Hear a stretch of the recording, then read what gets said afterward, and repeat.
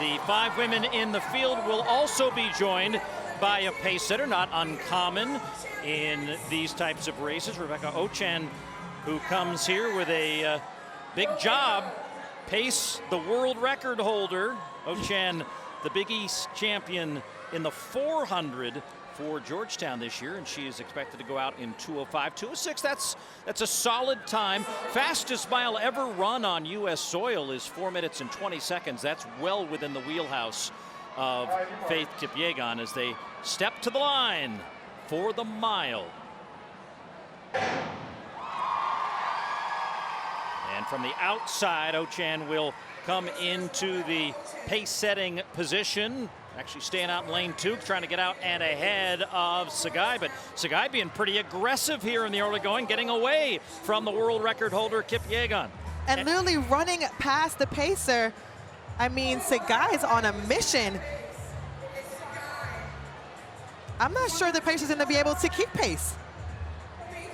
Well, she's going to have to try to chase Tsegay now, and Kipyegon is getting right behind her. So that's something you don't see every day, but that also suggests that, you know, and this is a good rivalry here between Tsegay and Kipyegon. And this is, you know, whether you're sending a message to the off-season or you just say, hey, I just want to beat this woman one time. Yeah. No, I mean, we talked about this, right? The stage has been set here at Athlos, and we talk about having celebrities, and it's a party. But for the women on the track, this is big business. They want to come out here, they want to run really well, and they want to leave something memorable for all the fans that showed up for them. And so that's what we're seeing. The pacer has actually come off the field here after 400 meters, unable to keep the pace. But you're running with 2 of the best women to ever do it. This is phenomenal racing at this late in the season, and you see the 2 women up front have separated themselves from the field. Kipyegon has the mile world record, of course. Tsegay is the 2nd fastest ever. But how about this stat? Kipyegon has never lost to Tsegay. She is 18-0, including 15-0 in 1500s, and they have never, ever raced the mile distance until tonight. Wow.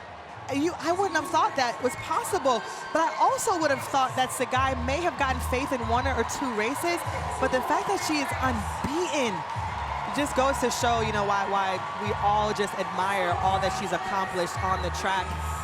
They come around now for the first 800, Paul. And they're slightly past 800 meters, but at the half mile, they work their way through in about 2:07.51, so slightly slower than the prescribed pace, but they are under that all-comers record of 4:20.39 that was set back in 1998. Icon Stadium record is going to be done in about 2 minutes. I can tell you that. It's around 4:30. But here now, Tsegay and Faith challenging her on the outside, and Tsegay just looks around and is not staying with her. I gotta say, I'm a little surprised that the rest of the field has fallen off so much, expecting Nikki Hiltz to be in the mix a bit more, but they're almost 100 meters behind the 2 women out front. And now you can see on the graphic on your screen, over 100 meters separating the leaders, and more space now separating Kipyegon and Tsegay as they roll to the bell lap. 1 lap to go as Faith eyes some history here in New York. Faith doing Faith things, already making the move. I watch this race often, listen to you and Kara Goucher, our colleague, talk about how she's able to just infuse that speed effortlessly at any time in the race. And I mean, she has done that, and now she's opening up an even larger gap to the woman in the back, maybe 120 meters or so. It's insane, Paul. Well, 200 meters to run. Tsegay, you can see it on her face. She's starting to lose traction and ground to the world record holder, who has put together another iconic season. And this icon is heading into the stadium-named icon, fitting tribute here. Tsegay doing everything she can to stay in close contact. But this crown is going to the greatest of all time. Faith Kipyegon wins the mile in the fastest mile ever run on soil, and now the race behind. Nikki Hiltz trying to hold on for third. And it's Hiltz, Hailu, and Ejore. Big smile for Hiltz. Get a nice payday. And, you know, the thing we always appreciate about Faith as well is just how the rest of the field is immediate to show how much they believe in her, respect and her. Appreciate her. What she has done for this event is undeniable, and I think all athletes can appreciate when there's a generational talent like a Faith Kipyegon in your event. You just can't deny that.